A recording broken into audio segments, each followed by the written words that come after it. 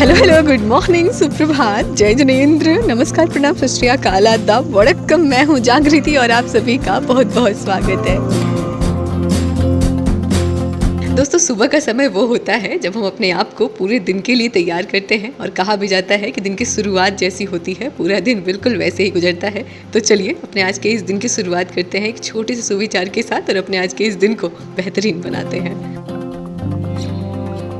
दोस्तों, हर वो चीज़ जो हमें एक दिन कभी बहुत बड़ी लग रही होती है उसकी कीमत कभी न कभी ख़त्म हो ही जाती है। जिसके लिए हम कभी बहुत तरसते होते हैं ना, वो हर चीज़ हमारे लिए एक दिन बहुत छोटी हो जाती है। कुछ कर गुजरने की यदि हमारे अंदर असीमित इच्छा हो तो इस दुनिया में ऐसा कुछ भी नहीं है जो हम पा न सके। यदि हम स्पष्ट हैं कि हमें चाहिए क्या, तो हम किसी भी कठिनाई को पार कर हर वो चीज़ हासिल कर सकते हैं जो हमें चाहिए। दोस्तों, अब्राहम लिंकन अमेरिका के 16वें राष्ट्रपति जिन्होंने दास प्रथा को अमेरिका में समाप्त किया, वे बहुत गरीब परिवार से थे, पिता मजदूर थे।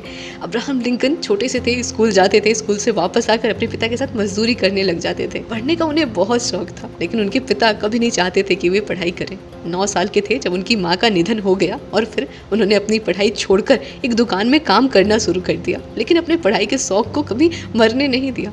पढ़ने की उन्हें इतनी ललक थी कि वे एक रिटायर्ड जज के यहाँ सिर्फ इसलिए उनके घर का सारा काम करते थे ताकि वे उनकी कानून की सारी किताबें पढ़ सके। उनका पूरा जीवन न जाने कितने कष्टों में बीता, न जाने कितने बार अनगिनत उन्होंने असफलताएं देखी, लेकिन फिर भी कभी हार नहीं माना और अपनी ज़िंदगी के 91 साल 1860 में वे अमेरिका के 16वें राष्ट्रपति बने। आज हम जहाँ 1 या 2 बार असफलता आने पर हार मान बैठ जाते हैं, अपना रास्ता ही बदल देते हैं, लेकिन उन्होंने अनगिनत असफलताओं, अभावों, कष्टों के बावजूद भी राष्ट्रपति बनने का अपना ख्वाब नहीं छोड़ा। वे कहा करते थे कि मैं धीमा चलता हूँ पर मैं कभी पीछे वापस नहीं आता। और देखिए, जिस डॉलर को देखने के लिए कभी बचपन में अब्राहम लिंकन तरसते थे, आज उसी डॉलर पर, आज अमेरिका के हर नोट पर उन्हीं का फोटो छपा है। दोस्तों, बात छोटी सी है लेकिन बहुत गहरी है। ये जीवन हमारा है। यदि हम जीवन भर सिर्फ अच्छे विकल्पों को ही चुनते हैं तो हम कभी भी उतने सफल नहीं हो पाते जितनी हमारी क्षमताएं हैं। लेकिन जब हम तमाम खतरों के बावजूद इस दुनिया का सामना करने के लिए तैयार हों तो हमारे लिए कुछ भी हासिल करना मुश्किल नहीं। तो चलिए बस इसी पॉजिटिव थॉट के साथ आज के दिन की शुरुआत करते हैं।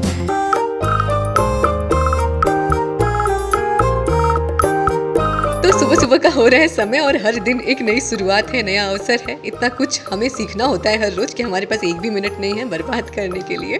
तो हमारा पूरा दिन बहुत ही अच्छा कुछ न कुछ सीखते हुए बीते, इसके लिए बहुत ज़रूरी हो जाता है कि हम अपने पूरे दिन का हिसाब रखें।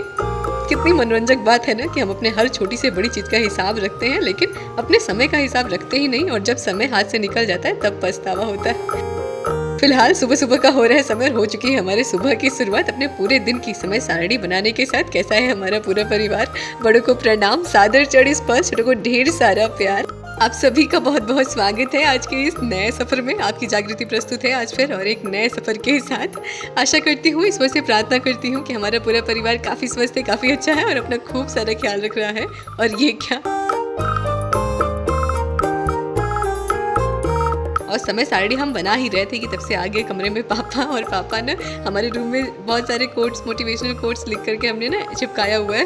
तो यहाँ पर जो हमने कोट लिखा था, इसमें ना श्री अटल बिहारी वाजपेयी जी की जो कविता है वो वाली कविता हमने लिखी है, और नीचे ना हमने वो कोट लिखी है कि हार जीत तो परिणाम है, कोशिश हमारा काम है। लेकिन काम की जगह पर हमने बाप गलती से लिख दिया था और पापा ने पढ़ा तो फिर पापा कुछ बोले तो नहीं, लेकिन फिर बाद में हमें थोड़ा सा अजीब लगने लगा। तो फिर आज जो वहाँ पर शब्द की अशुद्धि थी ना, हमने उसे सही कर दिया है। बाप की जगह पर हमने आज काम कर दिया है। तो अभी हमारी शब्दों की अशुद्धियाँ भी दूर हो चुकी हैं और हमारी समय सारणी भी बनके तैयार हो चुकी है। और समय सारणी के अनुसार अभी बज चुके हैं 6 सुबह सुबह के, और अब शुरू हो जाती है हमारी किचन की ड्यूटी।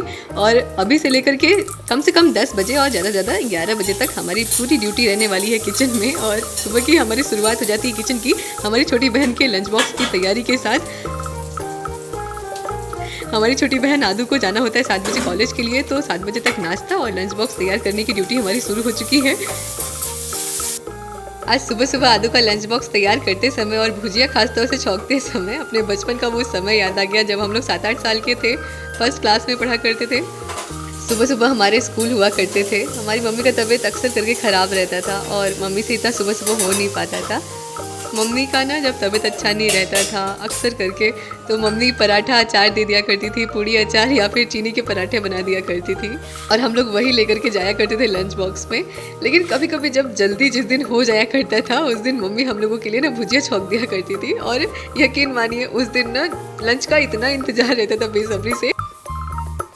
ऐसे बचपन में ना लंच बॉक्स में कुछ भी मिल जाए, लंच आते आते इतनी भूख लग जाती थी कि चाहे वो पराठा अचार हो, भुजिया हो या फिर कुछ भी हो, लंच में सब बहुत अच्छा लगता था खाने में। बचपन कुछ ऐसा ही रहता है ना। और फिर दीदी जब 10-11 साल की हुई तो वो बचपन से ही लग गई थी खाना बनाने में मम्मी के साथ साथ। मम्मी का तबीयत अच्छा नहीं रहता था, दीदी हम लोगों के लिए लंच बॉक्स तैयार करती थी, खुद भी लंच बॉक्स अपना ले करके स्कूल निकल जाती थी। पापा 9 बजे ऑफिस के लिए निकलते थे तो पापा के लिए लंच बॉक्स तैयार करना, खाना तैयार करना। दीदी का पूरा बचपन कुछ ऐसे ही बीता था।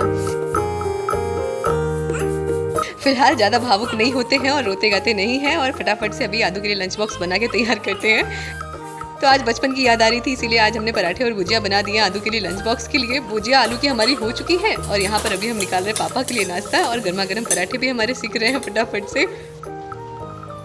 और ये देखिए छिपकली कितने आराम से सोई है यहाँ पर। हम चले थे यहाँ से आदू का लंच बॉक्स निकालने के लिए और यहाँ पर छिपकली इतने आराम से सोई थी, हम डर गए लेकिन छिपकली टस से मस नहीं हुई।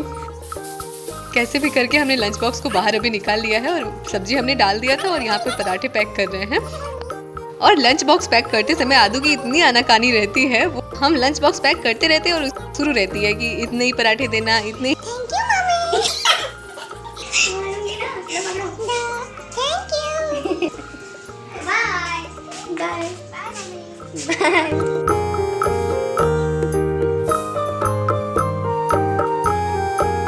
तो अब आदू जा चुकी है कॉलेज के लिए, अभी बज रहे 7:15। आदू के जाने के बाद थोड़ी सी राहत भरी सांस मिलती है क्योंकि सुबह सुबह थोड़ी जल्दीबाजी रहती है, लेकिन फिर इसके बाद रुकना नहीं होता है। फिर से तैयारी शुरू हो जाती है हमारी दोपहर के खाने की। और आज हम चल रहे दोपहर के खाने में, हमने सोचा है ना दाल फ्राई करने के लिए। हमारे पास ना थोड़े से नेनुआ बचे हुए थे तो हमने वो भी छिल करके अभी ले लिया है और एक तरफ हमने चढ़ा दिया है कुकर में दाल। अभी दाल का झाग निकल जाएगा तो फिर इसके बाद ना दूसरी तरफ हमने कढ़ाई चढ़ा दिया था मसाला तैयार करने के लिए। ऐसे जब दाल के साथ में ही हम मसाले तैयार किए हुए डाल के पकाते हैं ना तो दाल अच्छा भी बनता है और फटाफट से बन भी जाता है।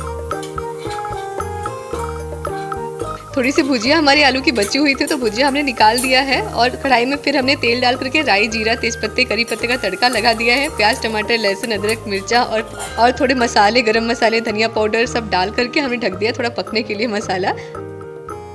आजकल इधर बीच ना हर रोज़ सादा दाल ही बना रहे थे और पापा को आजकल ना पता नहीं क्यों कुछ भी अच्छा नहीं लग रहा है खाना और ख़ास तौर से दाल। तो इसीलिए आज हमने सोचा थोड़ा सा बदलाव कर देते हैं, थोड़ी सी दाल में तड़का लगा देते हैं और इस तरह से जब हम मसालेदार दाल बनाते हैं ना तो बहुत अच्छा लगता है खाने में और समय की भी हमारी काफ़ी बचत हो जाती है।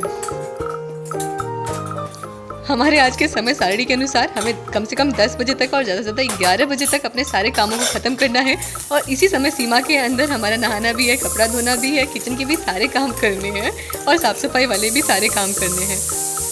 तो अभी यहाँ पर आपसे बातों ही बातों में हमारे मसाले पक चुके थे तो हमने डाल दिया उन मसालों को कुकर में, ढक्कन लगा करके ढक दिया है और बस अभी हमें दाल को अच्छे से पकाने के लिए चाहिए कुकर की 6 से 7 सीटी।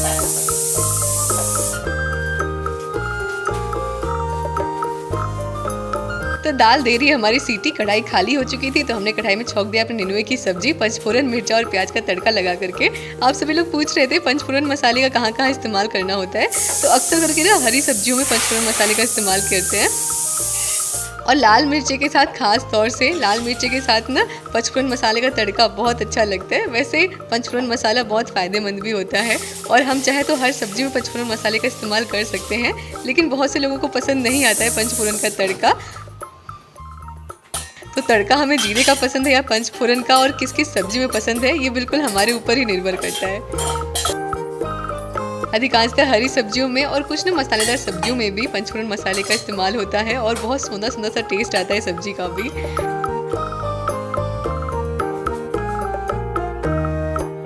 तो अभी यहाँ पर भोजन बनाने का कार्य प्रगति पर ही है और लगभग हो ही चुका है। बस हम चले गए थे थोड़े से सामान ना कल दुकान से ला करके रखे हुए थे तो वही सारे सामान डब्बे में भरने के लिए और हम दूध भूल ही गए थे चढ़ाने के लिए। तो बस दूध हमने चढ़ा दिया था खौलाने के लिए और यहाँ पर चढ़ा रहे हैं हम चावल। चावल भी आज हमने थोड़ा सा बदलाव करके बनाया है। जीरे और घी का थोड़ा सा तड़का लगा दिया है। हर रोज़ से अलग यदि हम थोड़ा कभी कभी बीच में बदलाव कर देते हैं तो खाना अच्छा लगने लगता है। और बदलाव जीवन हो या खाना हो या कोई भी क्षेत्र हो, सब में थोड़ा थोड़ा बीच में होना बहुत ज़रूरी है।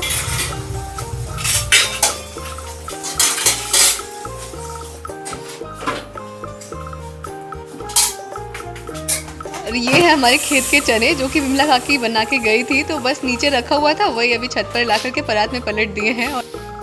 और बस इसी के साथ हमारे किचन के कामों की समाप्ति हो चुकी है अभी सुबह वाली। और अब बज चुके हैं 11:15, लगभग 11 बजे तक हम आ चुके थे नहा धो करके। और यहाँ पर अभी हम चले गए फिर से छत पर आदू का कपड़ा रखने के लिए।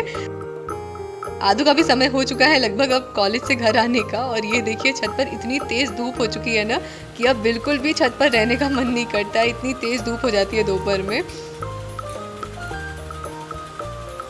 और अब 11:30 बज रहे हैं और 11:30 बजे से लेकर के 1:30 बजे तक का ये समय है पूरा पढ़ाई करने का। और सुबह जल्दी जल्दी में नाश्ता नहीं किया हुआ था, तो अभी को मन किया थोड़ा सा ना दही चूड़ा और गुड़ खाने का, तो बस वही दही चूड़ा और गुड़ लेकर के हम आए थे।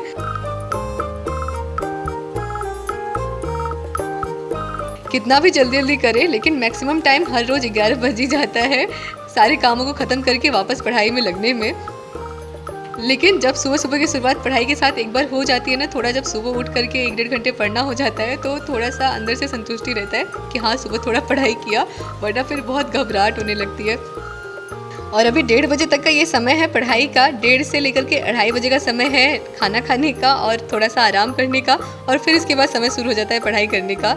और हर दिन का ना टाइम टेबल इसीलिए अलग अलग बनाना होता है, हर दिन काम को बिल्कुल अलग अलग भागों में बांट लेना होता है, ताकि हर दिन 11 बजे तक का जो समय है उसी में सारे काम जितने हो सकते हैं वो हो जाए। और फिर जो भी एक्स्ट्रा काम है उनको अगले दिन करना हो पाता है। और अभी हो चुकी है शाम और हम और मम्मी आज बाहर ही गेहूँ धुल रहे हैं, क्योंकि आज ना हमें 1 बोरिया गेहूँ पूरा धोना है। अब धीरे धीरे बरसात का मौसम आ रहा है, तो अभी इकट्ठे ही हम 1 बोरिया गेहूँ धुल रहे हैं आज, ताकि जो आने वाले बारिश के मौसम में ना गेहूँ की धुलाई ना करनी पड़े। ऐसे बारिश के मौसम में धूप का कोई निश्चित समय नहीं रहता है, इसीलिए हम अभी आज पूरा इकट्ठे गेहूँ धुल रहे हैं यहाँ पर। सुबह ही आज हम लोग गेहूँ धोने वाले थे, लेकिन सुबह ना थोड़ा सा देर हो गया और इतनी ज़्यादा धूप फिर हो गई थी ना कि बिल्कुल हिम्मत ही नहीं हुआ धुलाई करने का सुबह। और ये है हमारा चीकू का पेड़, इसमें ढेर सारे चीकू आए हैं और बड़े बड़े भी हो गए हैं, लेकिन अभी पके हुए नहीं हैं। और ये ना पानी लेकर के आ रहे हैं हम लोग उधर चीकू का जहाँ पेड़ है ना वहीं पर एक नल है, वहीं से पानी लेकर के आ रहे हैं। वहाँ पर ना पानी गिराने की उतनी सुविधा नहीं है, इसीलिए यहीं पर हैंडपम्प पर ही हम लोग गेहूँ धो रहे हैं। और आधा बोरिया हमारा धुल चुका है, बस आधा बोरिया ही हमारा बचा है धोने के लिए। तो चलिए इसे भी धोते हैं और फिर गेहूँ सारा फैलाते हैं। और बस इन्हीं कुछ बातों के साथ अपने आज के सफ़र को, आज के वीडियो ब्लॉग को भी यहीं पर समाप्त करते हैं। मिलते हैं अगले वीडियो ब्लॉग में कुछ नई बातों के साथ और एक नए सफ़र के साथ। तब तक के लिए अपना बहुत ख्याल रखिएगा, हमेशा पॉजिटिव बने रहिएगा। अपना परिवार बनाने के लिए बहुत बहुत धन्यवाद।